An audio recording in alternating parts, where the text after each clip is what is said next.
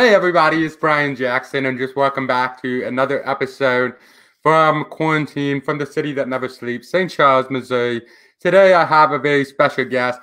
She's an author, she's a speaker, she's a life coach, and she's pretty much all around awesome.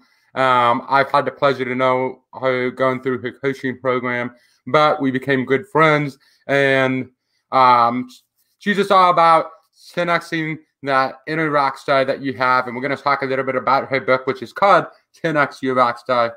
But we're also going to talk about emotion and circle of crazy. But more importantly, I just want to introduce my friend, Leisa Jenkins.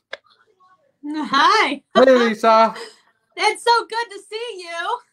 It's so good to see you. How are you doing? Good. I'm sharing this right now on my wall. There you go. I'm hoping people are tuning in. I hope people are tuning in as well, because I think you and I both as coaches, I think we both share a lot of like similarities. And one thing that I talk about is becoming emotionally intelligent. Because all my life I've been told, don't have emotions. Like, don't, conceal, don't feel, as they say in Frozen. And, but I've been very empowered by my emotions and stuff, because I've learned to handle them. And I learned that they are something that we can decode. But before we get to that, we have people tuning in. Oh, look, it's our friend Jean and Hamra. Yay! Hey, Jean. Is saying hi. Yes. So, who are you? What do you do? And what's your favorite thing about being quarantined? Gosh, I always love this question. Who are you and what do you do? Right? It's such a mouthful, and people ask you that all the time. You're like, how do I take who I am and what I do and put it in this like 10-second, commercial? So the bottom line is I've been married for 20 years, and I have 4 kids. So I am a wife and a mom, and I am a coach, and I have been coaching for almost over a decade. So speaking and training, and you've been through my program, as many people have, especially here in St. Louis. So, I'm known to help people get out of the circle of crazy, manage their emotions, and just start taking action. Was that good? Wow. Was that good enough? That's great. That's great. So what's your during this pandemic, have you been quarantined? Yeah, yes. Yes, staying at home. And so what's been your favorite activity? Because you got the 4 kids, so I don't know, yelling maybe? I don't know. Can I just be sarcastic? That's what I feel like. I feel like I become this yelling mom, right? I'm trying to get work done. I'm trying to balance homework. Yesterday I stood back and I was kind of looking at myself, because we always are looking at ourselves. And I'm like, gosh, I've been yelling more lately than I used to. What is going on with me? And it's become that thing, right? Like, it's the kids and it's their homework, and we're trying to balance and manage things. And I hear so many people say, oh, it's going so great. I'm like, come on, what freaking hill do you live on? Because this has been not fun, right? So, but in all seriousness, my favorite thing has been, just the things that we have been able to share, when I don't feel like I'm having to yell and having to get homework done and having to juggle work and life and all of that stuff. Is just, we're spending a lot of time together. We're playing cards. We're trying to do puzzles if you can find them, because they're like toilet paper. Puzzles are gone in every store. So we've just learned to kind of cook more and just be a family more. So that's been good. Is your daughter still kind of being sassy towards you and actually using your coaching philosophies and things against you? You're probably talking about Abby, and yes, she always does. Mom, why are you stuck in your circle of crazy right now? She always does, and I think that's it's kind of funny how they do that. They pick up on everything. I was sitting on the couch the other night, and what started as this family discussion ended up getting heated because I've raised very opinionated kids. And it's 8 o'clock at night, right? And I'm like, we're all like trying to talk and trying to hash some things out. And then I tell people, I'm not telling you to be perfect. Everybody gets mad. And I know we're going to talk about that today. But it's like I'm sitting around and I'm trying to talk to them very calmly about helping me with their little brother, because I had lost my temper earlier in the day, and I haven't been like that in a really, really, really, really long time. I just know that things were boiling inside, right? And I just didn't do a good job managing it. So I came to them and I said, look, I need to talk to you guys. And they took it as if I was saying that they were doing something wrong. And I was just saying, no, I'm coming to you because I need help. I need help getting things accomplished and managing some things because I am feeling myself boil on the inside and I don't like that feeling. And it turned into this major heated discussion. And my son looked at me and he goes, it's just like you teach everybody else, Mom. You need to calm down and learn how to manage yourself. And I was like, what? Are you kidding me right now?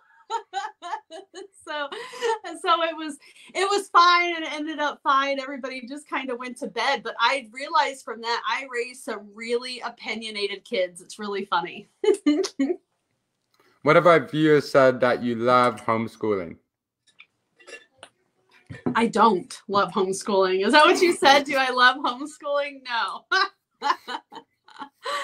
No, the other kids are fine because they're older. I mean, we've had to juggle. They're trying to get tests done. They're trying to get their Zoom calls in with their teachers. And they are using my office, and we're having to find quiet spots all over the house where there's good internet reception. So that's been a little bit of a juggle. But the 8-year-old, oh my gosh, because I'm not his teacher. He wants to see his friends. I don't do it the same way that his teacher does. And Jean Hamra has had to save me. I can't tell you how many times because I don't know second grade math. And I hope it is so funny. I posted it on Facebook one day. I'm like, what is this? Even yesterday we were doing a PowerPoint slide about dinosaurs. I did not know the answers, Brry, to the dinosaur questions. And I was like, oh my gosh, we had to listen to this darn video 3 times. Why is their skin like reptiles? Why are their heads shaped this way? What makes them different from this animal? I'm like, what did dinosaurs eat? Why are their teeth sharp? I'm like, I don't know this stuff. Right? So we had to keep watching the video over and over again. It was quite funny. Well, that's kind of exciting. I like how you're talking about parenting while you're running this business. And one of my friends just had a newborn. And so he's taken in a lot of parenting tips and stuff. And he's realizing how much just even a baby is absorbing like what mom and dad are doing and reacting towards that. And that's really the time of your. You have to correct me on this because I can't remember. There's a certain age where you take in all the information you do that 5 to really 10 years old. Yep. affects you for the rest of your life. Mm-hmm. And so he was just saying that your calmness is the solution. Mm-hmm.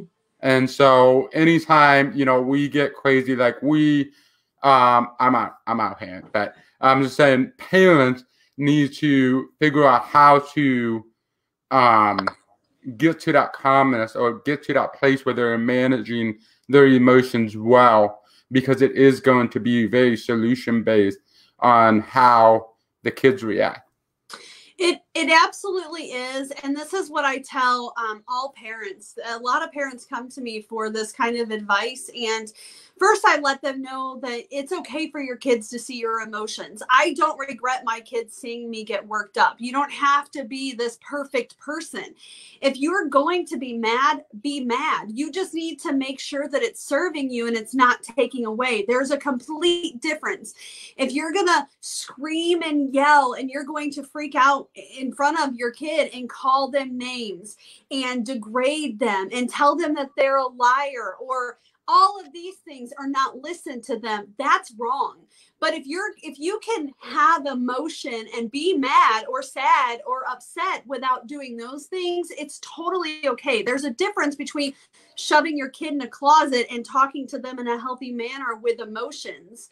And yet when I had a rough time with my little boy the other morning because we were trying to go through this schooling, and I have stuff on my work list that absolutely has to get done. So I get really, I don't like to be disturbed. I don't like interruptions. I like to put my head down and get stuff done. I used to have a 6-day work day where it was just me and clients and my computer. And if I needed to record something, I didn't have to worry about kids running in and out. So now that's different. So what happens is I don't feel like I'm getting stuff accomplished. I don't feel like I'm getting stuff done.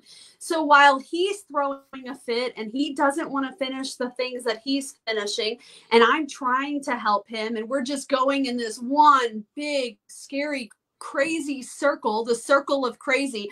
Both of us are in our circle of crazy. I get up, I get annoyed, and I throw his notebook on the ground. Well, guess what he did 2 days, just the very next day? He got mad at his sister and he walked in here and he threw his notebook on the ground. So I took him for a walk around the neighborhood and I said, Bud, I said, you know how to handle your emotions when you get mad? And he goes, no. And I said, did you see mommy act out when, and I was just talking to him about those things. I said, how did I handle it? And he said, you threw your notebook on the ground. I said, so you did that like mom yesterday, didn't you? And I'm not going to feed him stories. I want to ask him questions to see what comes top of mind. And he said, yeah, you threw your notebook on the floor. So I got mad. I threw my notebook on the floor. It is so crazy how kids pay attention to those things. I will own it 100%. I should have managed it a little bit better than that. But that's where he's learning it from, even the small things like that, right? So there's a couple keywords. So we're talking about emotions. When the word emotion pops up in your head, what's the first word that comes to mind after that? Emotion for me? Yeah. It's going to be manage it, right? Because I teach people that. But what comes to people's minds, if anybody is listening, answer Brian's question. What's the first thing that comes to your mind whenever he says the word emotion? What I hear most people say is crazy.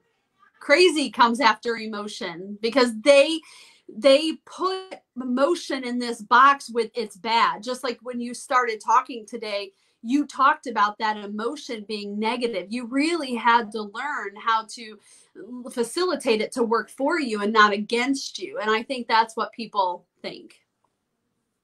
And so, I mean, here's what I saw a post that I posted from like 2-3 years ago, and I reshared it the other day. And I was saying that I would rather strive to be emotionally intelligent than to be happy, because it seems like happy is just one section of emotion, and then you're missing out on the spectrum of everything else. And our emotions are telling us something, and our emotions can be good. And I like what Snuzzik says when he's teaching the DISC profile in our class. I have to have him on the show. But he says, with great power comes great responsibility. Right. And so we have a great power to manage our emotions, and we have a great responsibility to manage them. And so I guess what I'm getting for you is if you have a client that's saying, it's my goal to be happy, and they're not paying attention to all these other emotions, how do you get them to shift to the perspective to actually think about emotions? It's all within the circle of crazy. First, it's awareness. So awareness is the solution. And I love that you're talking about emotional intelligence, because Jean Hammer really is the guru when it comes to, she's one of the top coaches in my program, and she is the top coach in my program. She's been through all of my program a couple of times and she has seen it. But when you talk about emotional intelligence, Like that is her zone of genius. That's her department, but that's where it all starts. Some people don't have high emotional intelligence. They have very low emotional intelligence. And we have assessments and things that can help them identify whether their emotional intelligence is high or low. It can also help them with behaviors and motivators. It can help them on that spectrum. But awareness is really the solution. And when you talk about being aware of what is the emotion that's affecting you and what is happening when you first, what is the circle of crazy? And then what is happening to you when you get into that circle of crazy? What defense mechanism are you hitting? And then what are the triggers that you're hitting? And that probably all sounds familiar to you because you have to know those things before you can even start retraining your brain. So when you start to retrain your brain, it all starts to turn around and then we can help you develop yourself. But awareness is the solution. So the shift comes when they're aware of what's happening inside of them and around them. So we keep on mentioning circle of crazy, and you use that a lot. You use it at home. You use it and personally and professionally. So what is the circle of crazy for all these people who have never heard of the circle of crazy? So that's a great question. So circle of crazy is when your emotions start to boil to the surface and you're feeling guilt, anger, shame, loneliness, but you may not even recognize those emotions. It's when you're outside of yourself, when you feel yourself boiling to a point where you're going to do something that you would not normally do, being who you were created to be. So it goes against everything that you are, because I mean, depending on what you believe, I believe that God created us, right? So if you're in your circle of crazy, you are not being who God created you to be. That person would not act out, would not scream and yell at their kids. And I'm not saying never, because we're all guilty of that. But it's like people who rob a bank. Why do they rob a bank, Brry? That's a great question. I don't personally know, but we talked about this in class before. I'm trying to remember my notes, but I personally don't understand anybody who commits a crime. But I know that there is a driven mentality behind that, because something says, like, finally clicks in you after the emotions, after getting fed up, after feeling like, oh, I don't have. So why do people rob banks in the sense of economic reasons? Like, because they're poor, they want more. And so something said, like, hey, it's okay to get more by taking what's not yours. They're in desperation. They have a distorted perception. They have these stories in their head. They don't even know, when they're in that circle of crazy, that robbing a bank is a bad thing. And I know people are probably like, what is she talking about? It is really true. When somebody hurts somebody, they're so far into the circle of crazy, they don't even know that they're doing that, because they're hitting blind spots. They can't see past that. So that's what's happening when somebody goes to rob a bank. They are blinded by desperation. They are blinded by what they, just like the other day when I lost my temper, I was in the circle of crazy. I was blinded by all of the emotions that I was hitting negatively, which sent me right into the circle of crazy. Then I hit defense mechanisms and acted out in a way that I should not have, because the way that I acted out is not who God created me to be. Well, it took me stepping on the outside with what you know is, and I'm throwing a lot of stuff up there, pattern interrupts. My daughter came in and she interrupted us. Well, that interrupted my pattern and jolted me back into the normal, what I know is best for me and my child, right? But when you get all caught up in it, you don't know you're in the circle of crazy. Now I do. I know because I teach it and I live it. But the bottom line is we all get into our circle of crazy. You cannot beat that. It's just how you manage it when you're in the circle of crazy. You will start, when you're aware, you will start to feel it. You will start to feel when you're in that circle of crazy. And I like how you brought up the bank robbing scenario, because it just made me think to how to win friends and influence people. Dale Carnegie writes about these mobsters and these people we would think were pretty crazy, right? But they said that Al Capone didn't wake up thinking I'm the bad guy and I'm going to be the bad guy. No. Like we, in our belief system, deep down, like we think we are doing the right thing. When we get angry, we think it's righteous anger, and it may be righteous anger, but that's not always the case. And in my experience, it's rarely the case. But yeah, where do these emotions, like how we handle emotions, where do those start in our life? Well, it starts, and first I have to comment on what you're talking about, because that is a huge deal that most people don't understand. They always talk about, well, if you would have made better decisions, if you would have made the right decisions, you wouldn't be here. Most people think that they're making the right decision when they make a decision. They don't know until after they make the decision that it was the wrong decision. And it's what happens after that matters. But if you make a decision, you can always make another decision. And I want people to understand that. You and I don't wake up in the morning and think, I'm going to make this decision and I know the outcome of that decision.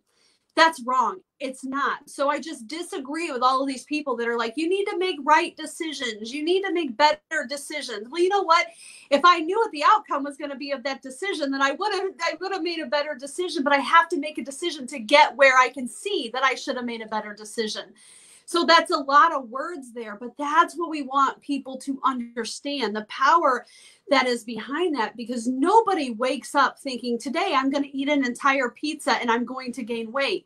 Nobody wakes up and says, today I'm going to hit my wife. They get in the circle of crazy and then they start acting out. And people need to know and understand what the reality is behind that. People don't know what they're doing. So where did emotions start from? There's this thing, everybody always, not everybody, that's an absolute, that's not true, but people will say things like, don't blame it on my childhood. Don't blame it on what I went through in the past. And I got to tell you, it all comes from that. It's the influencers in your life. It's how your brain was molded. It's who you grew up with. It's what belief system you were grounded, like that was your foundation, because your beliefs came from another person's beliefs, who came from another person's beliefs, who came from another set of beliefs, like hundreds of years ago. So it's when people say, where do emotions come from? You have to understand how things are filed away inside of your brain. Things are going to be filed away based on what puts your body at a peak state, whether it's negative or positive. So when something happens to you, like if you're in a car accident, you're going to remember everything about that car accident, but you won't remember what you had for dinner on Monday night. Why? Because the car accident puts your body and your brain in a peak state. So it filed those emotions away that were associated with that car accident. Unless your spouse or your significant other made this romantic, fancy, emotional dinner, you really won't remember that in a few weeks, because it didn't put your body at a peak state. So as you're growing up, and some people will ask me, why do I forget things?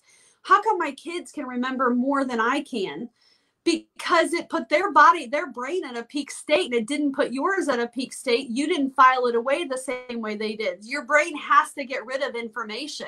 You have 30 to 60,000 thoughts in your head in one given day.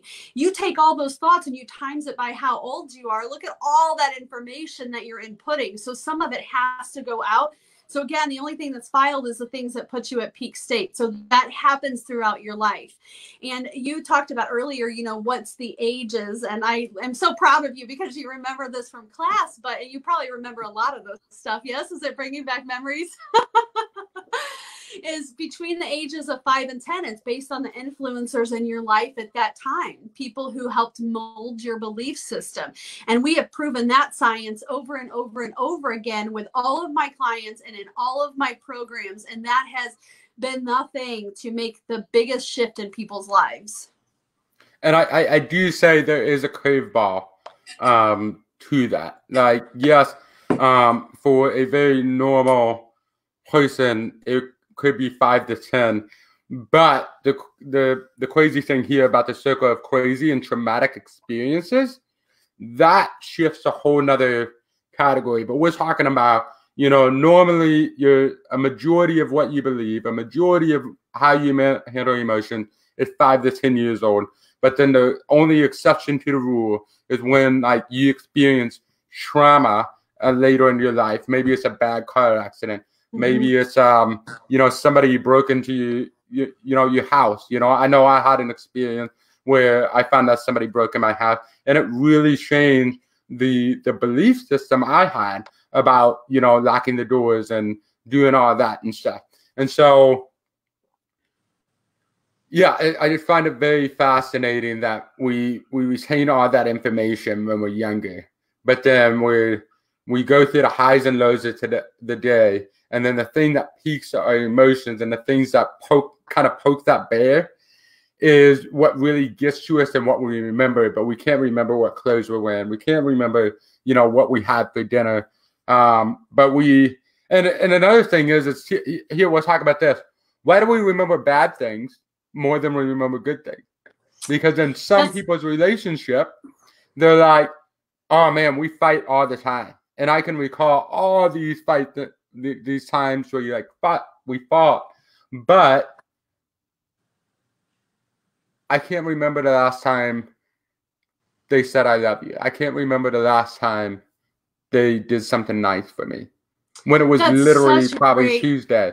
Yeah, and it's so real, but you have to remember, because of the world that we live in, and because of the things that are constantly coming at us, and the negative that is constantly flowing inside of us, around us, it's human nature to go to the negative first. And when somebody is stuck in it, and they're stuck in a relationship where they fight constantly, a lot of the times, and I know for people who are watching, there's a lot more behind this. So don't text me and say, hey, I don't think you quite understand this. I do, believe me, but I'm going to simplify it for people who are watching. You have two sides of your brain, two. One is logic and one is creative. So what happens is that logic brain starts to take over your whole entire brain, and that creative side starts to kind of go away. That's when people stop having fun. And what you have to do is somehow link those two back together and get that perfect harmony, that balance. So both sides of your brain is working at one time. I have people that are going through it right now who are going through, they just separated. There's kids involved. The husband's flying off the handle, freaking out. Like he is, so much where this person had to get a restraining order. That's not normally him. That's not who God created him to be. But he's stuck in that logic brain. And I did explain it to the kids. So I had a sit down meeting with the whole entire family, and I was going through all these things. And the way that I explained it to them was, it's like there's a virus. Literally a virus has taken over your dad's brain. It's not who your dad is. It's like when you get sick and it's taken over your whole body, and now you can't get up because you have a fever. That's literally what happens inside of people's brains when they're in their circle of crazy and out of control, and they can't grab a hold of it. There's this big virus that has taken it over. And so the only way to clear that virus up is like a heavy dose of antibiotic. But in this case, it's not antibiotic. It's a shot of creativeness, pattern interrupts. Something has to be able to get inside of that brain. And sometimes that's medicine. I'm not anti-medicine. I don't personally like medicine for myself, but I'm not anti-medicine because for some reason, or for some people, they need that for that pattern interrupt. So there has to be something to get inside of the brain to stop the flow of that whole entire virus, or that logic side taking over everything.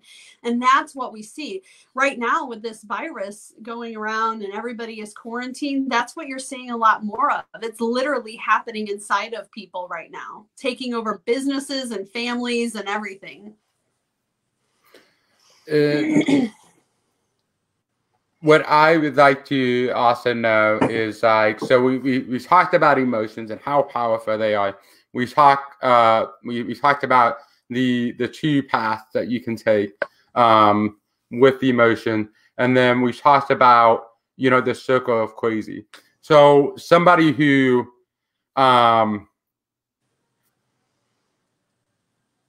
is about ready to get in the circle of crazy.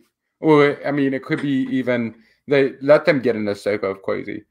How do you help people identify certain problems and manage well, meaning like, should we let them go through the circle of crazy? Should we encourage them to go for a walk?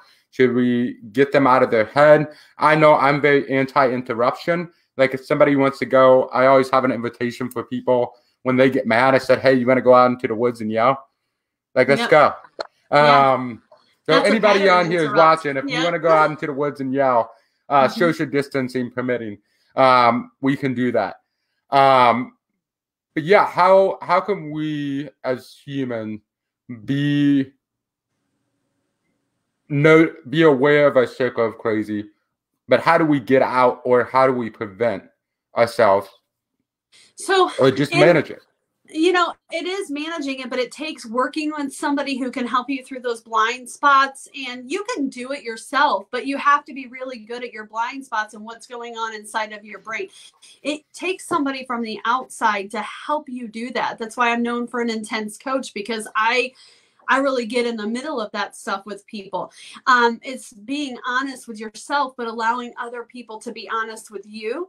But on a normal day, if you go into your circle of crazy, first, the circle of crazy, as long as you're not hurting somebody or hurting yourself, then like, don't try to wash your emotions away. They're a roadmap. They're telling you something. If you get mad and out of control, just like the other day when I lost my temper, I knew I was in my circle of crazy. I didn't stop it right then. It was telling me something. Leisa, you're too busy. You need to ask for help.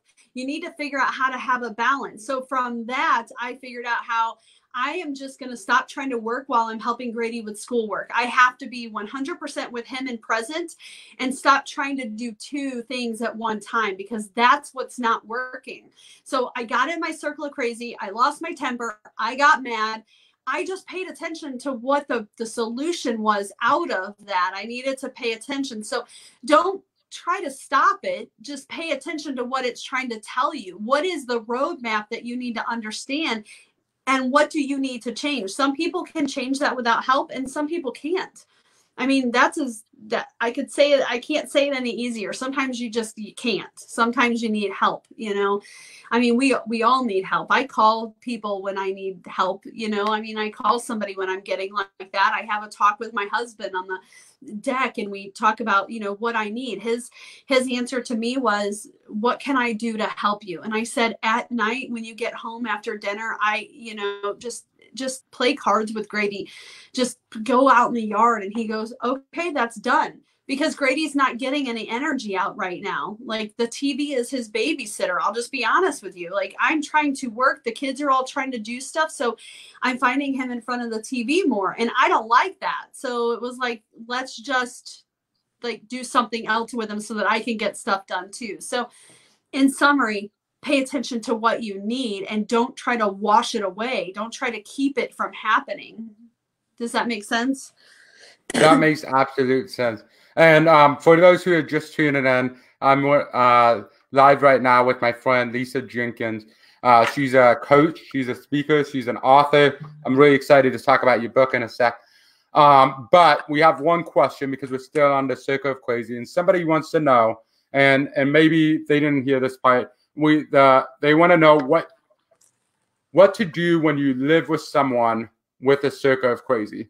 Here's the breakdown of that. We all have a circle of crazy. We all have a limit. We all have emotions that are unmanaged. We all try to play it cool. We all try to play it nice and kind until we can't no more, because emotions are like a muscle, right?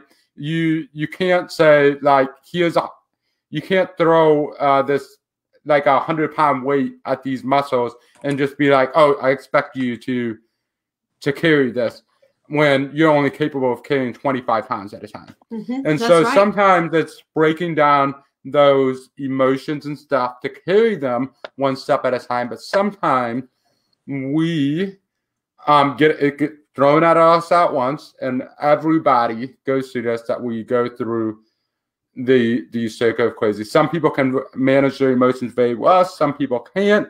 And I think where this question is coming from is, how do you what do you do when you live with somebody who is more constantly in the circle of crazy than most people?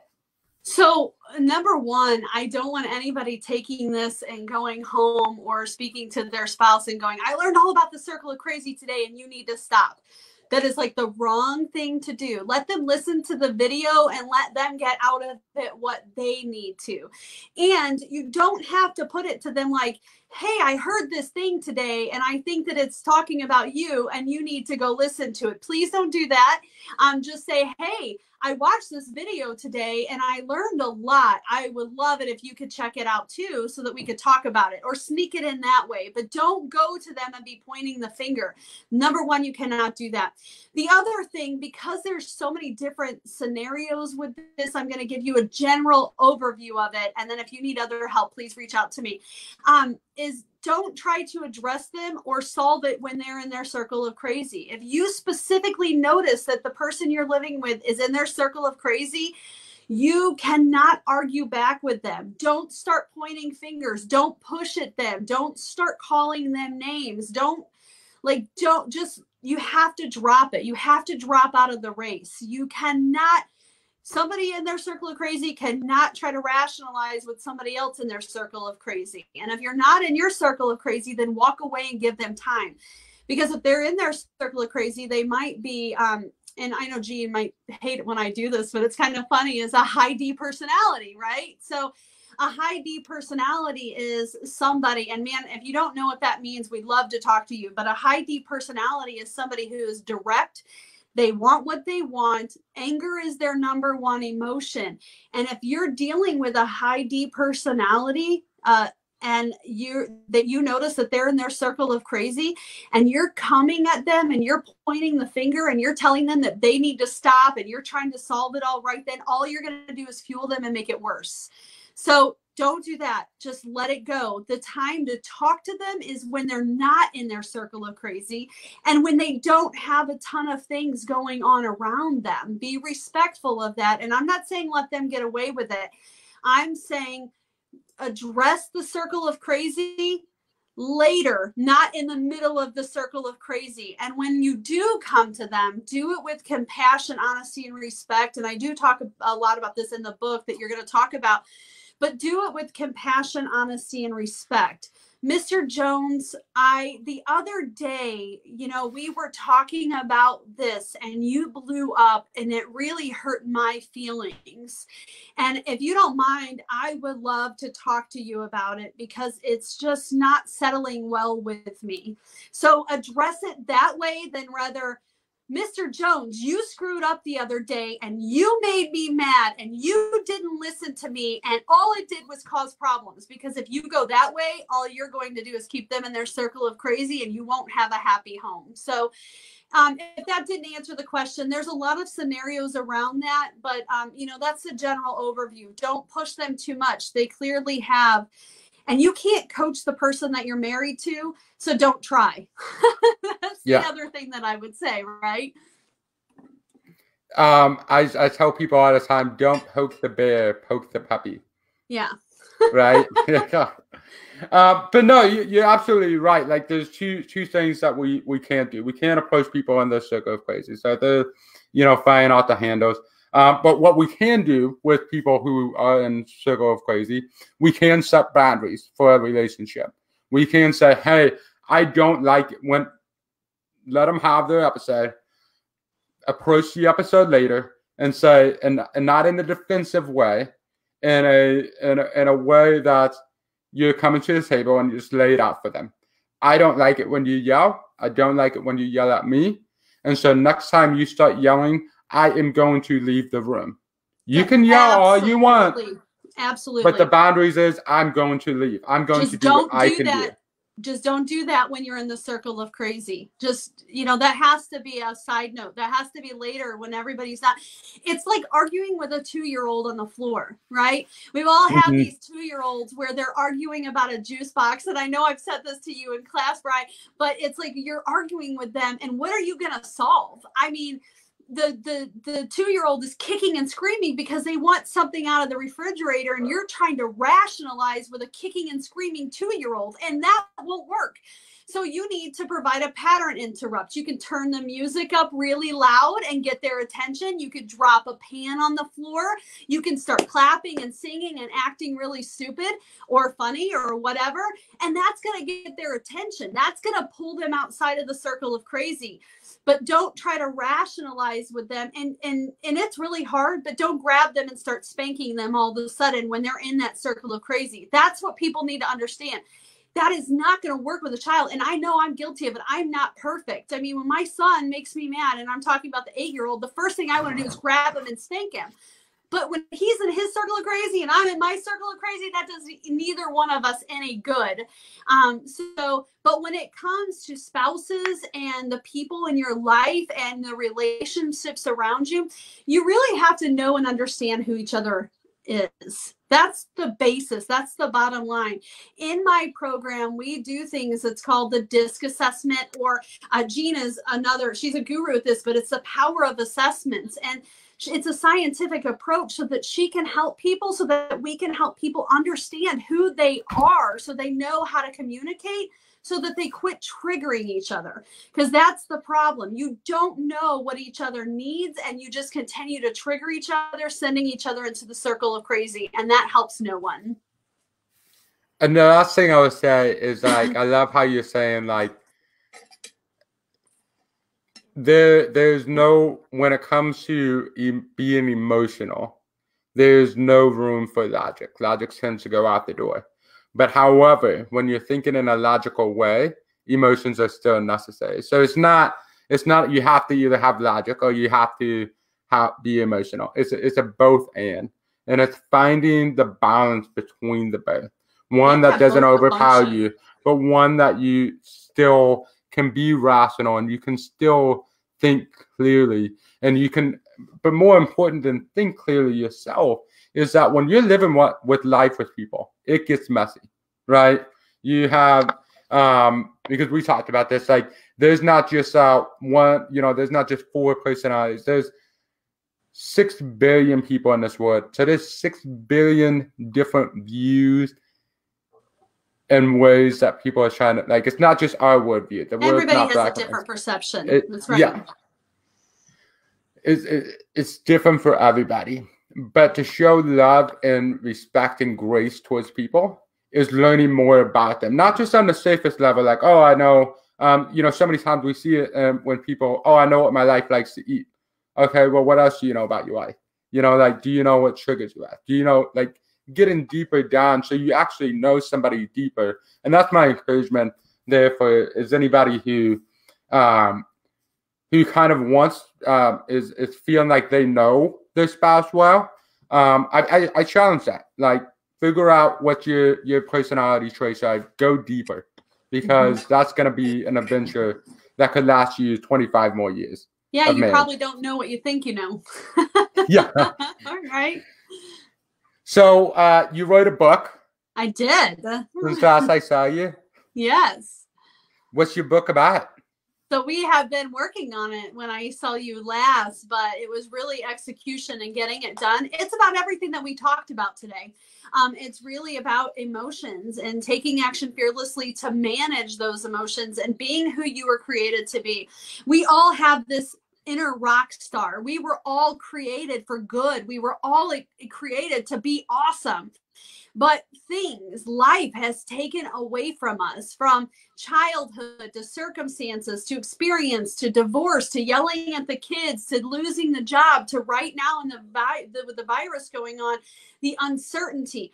All of those things can take away from who we were created to be. So what this book will do is help people kind of rein that in and start to think about how to make sure things are serving them rather than taking away from them. So it's really, again, it's everything that we were talking about today. It's about triggers and retraining your brain and the circle of crazy and the emotional intelligence. And it gives you a lot of tips.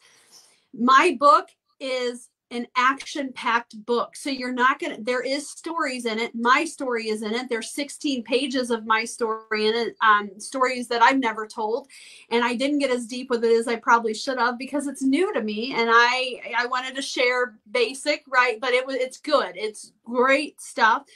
But it is action. You're going to read the book, get educated, and you're going to take action. You're not going to have a book where you're getting a story after story after story after story. So maybe I'll do that for the next one, but I really wanted some people to have things in their hands. You know that I'm all about taking action the right way.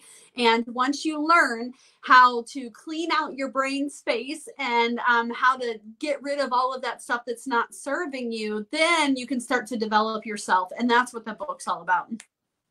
And what's the name of the book? 10X Your Inner Rock Star. And where can people get this book? Right there. Yes, right there. Right there. They can get the book at 10xfreebook.com or Amazon, either way. How does one request a signed copy? I am still, so my team and I, because of everything that's going on with the virus right now, we're shipping in-house. So I will sign every book that goes out for the next week, especially if it comes from people watching this today. I'll watch that for the next few days. So anybody that's watching today, if you get a book, I will personally sign it and send it to you. Awesome. I'm going to finally order mine then. So just kind of personal questions. We talked about your book, and so maybe there's some practical stuff from your book. But I just want to know about you personally. Here you are, you're a mom, you're a wife. You also run your own business, and you execute your business. So you're not just a worker, you're also the boss. Was what I'm getting. So all these roles, how do you manage those roles on a day-to-day level? How do you keep emotionally sane? How do you're a teacher now as well? Yep. But walk us through that. I have Jean Hamra. Just kidding. She's awesome. She really helps me with a lot of things. And, it really starts, people are like, do you have this magic secret or this magic morning routine? I don't. I get up before my kids and I get my workout in just because I want to. And I will pray. I clean the house before everybody gets up. And if I need to clean the baths, I get that done. And then I help Grady. And let me tell you, sometimes it's crazy and sometimes it's not. Sometimes it goes good and sometimes it doesn't. It's just, I don't put a lot of pressure on myself. I spend a lot of time with my family, even before the virus. Dinner time is one of the biggest things for us, and we're always together at dinner time. We spend a lot of time during the weekend together. So, I just make sure that when I need something, I get that. So if I feel like I need downtime, instead of feeling guilty or getting mad or taking it out on my kids, I get in the car and I turn the radio up really loud and I drive around till I feel like I want to go home. Right. So I just make sure that I take care of what I need to, because the bottom line is, if you don't take care of what you need to, or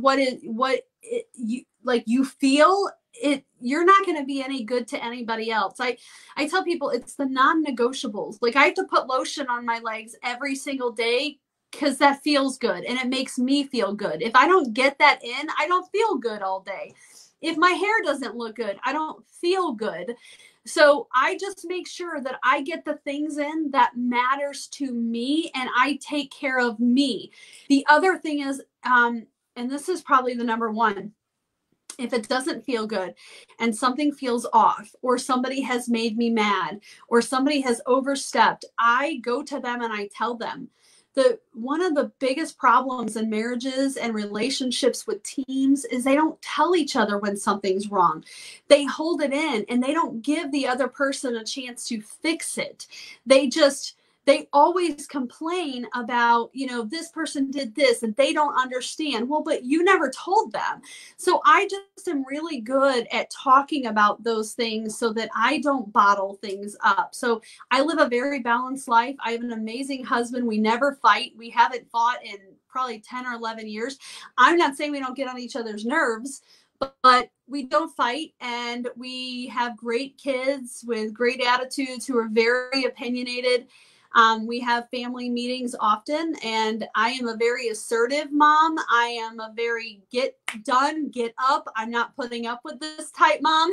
Like, I don't hold those things back, right? So again, in summary, it's just taking care of me, and not being afraid to be who I am, and not being afraid to speak that out to the world. That takes care of me. That's how I balance and manage it all. So, I know you've worked with couples, and I know you've worked with people who are single, and I'm sure you've worked with parents who single home families, and so I think it's really awesome. I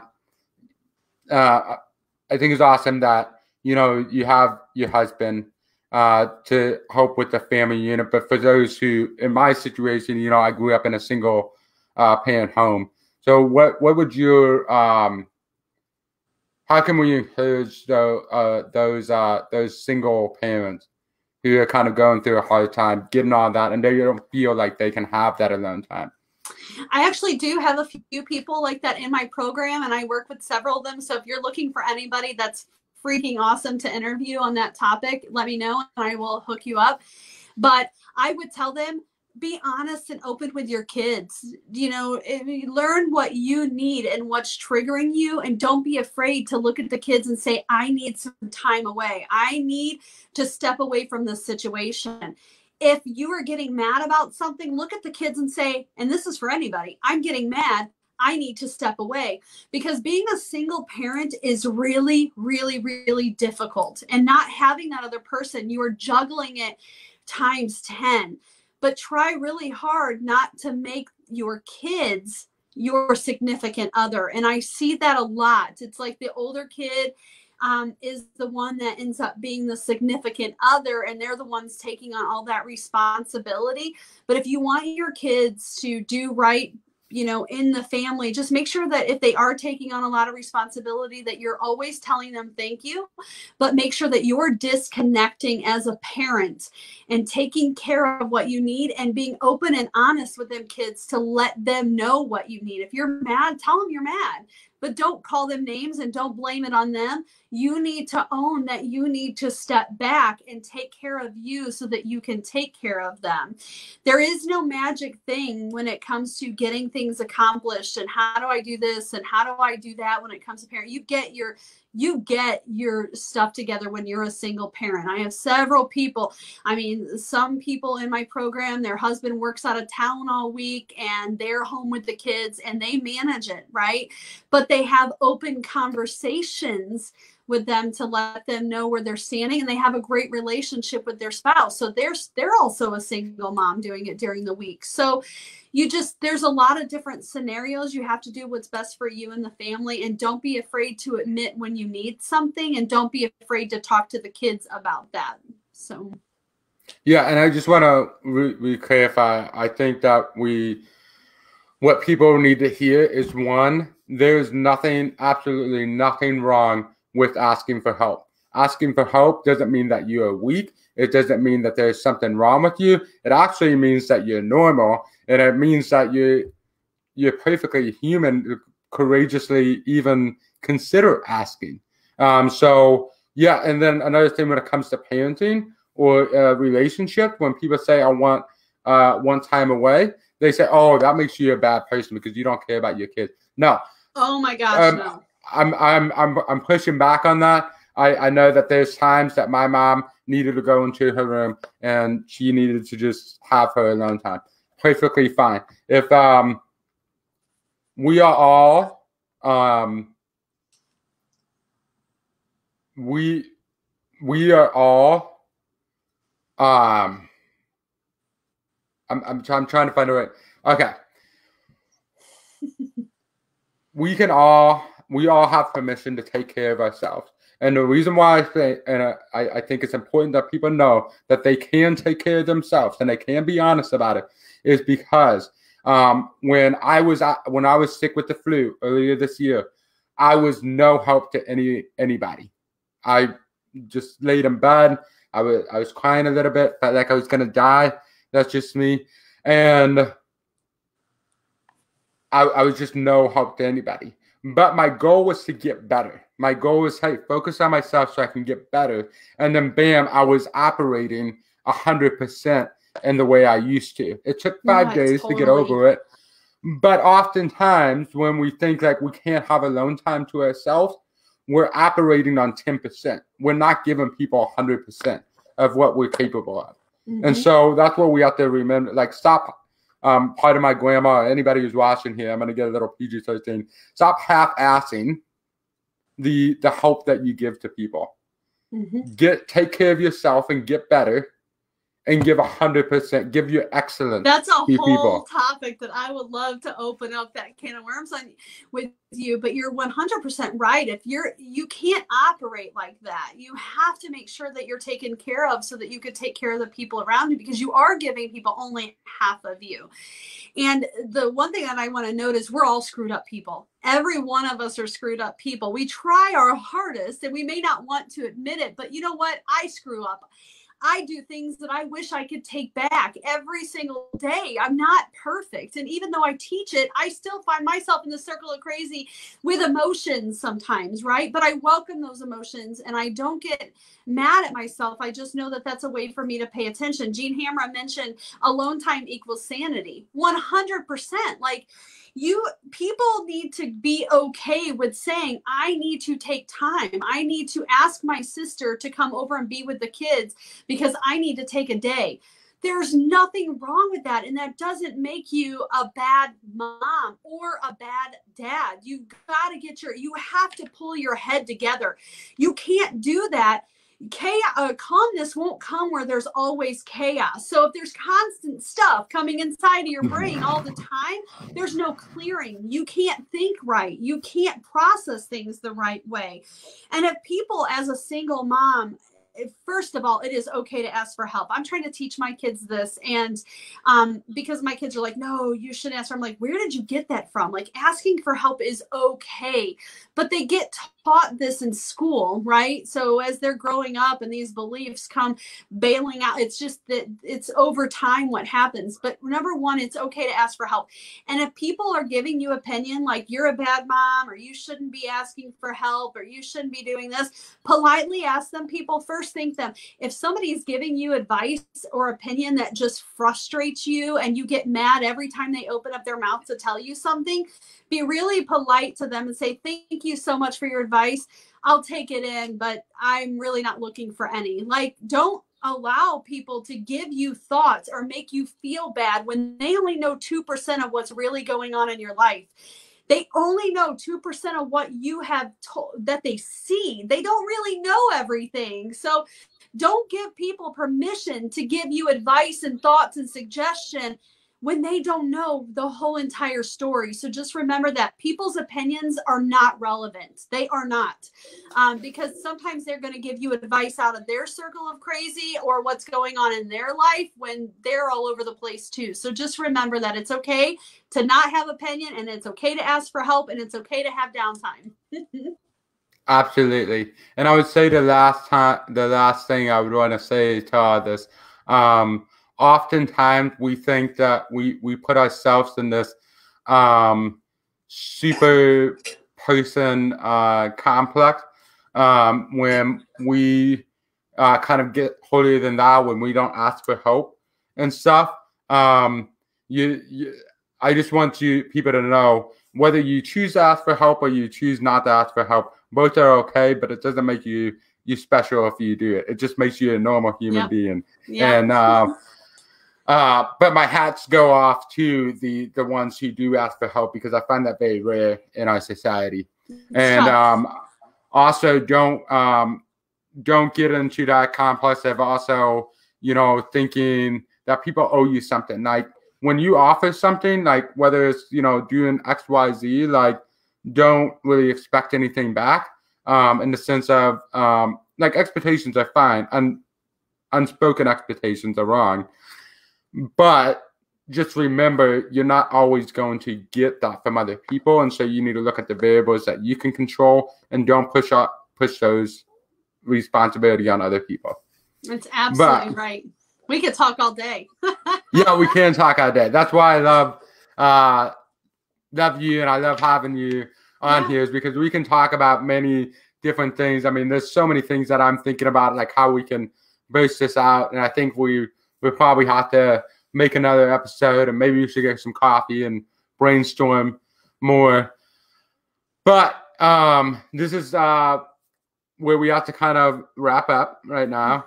Yeah. Before we go, what are 3 things that you can that you would like to say that can encourage anybody who's tuning in to listen to this?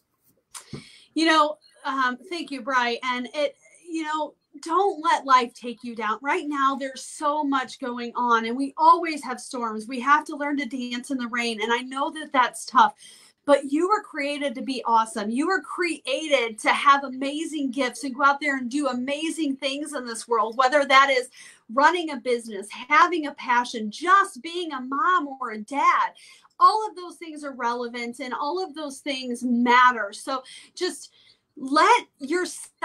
give yourself permission to let the pressure off and just be who you were created to be, and stop letting all of these things take away from you. Simplify things. And, a lot of things, the 90% of the things that we worry about right now never really ever happen. So I just hope that people understand, especially right now and what's going on in the world, is let the pressure off yourself. Just accept where you are right now and what's going on in your life, and start to take baby steps towards what you need to.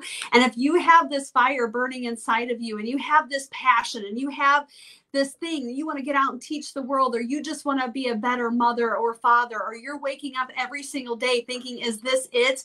Is this all I'm here for? No. Get some help, reach out to somebody, all the things that we're talking about today. You were given this life. Do everything possible you can to 10x that and be who you were created to be. Well, I appreciate you joining me, and I appreciate those amazing words. Where can people find you?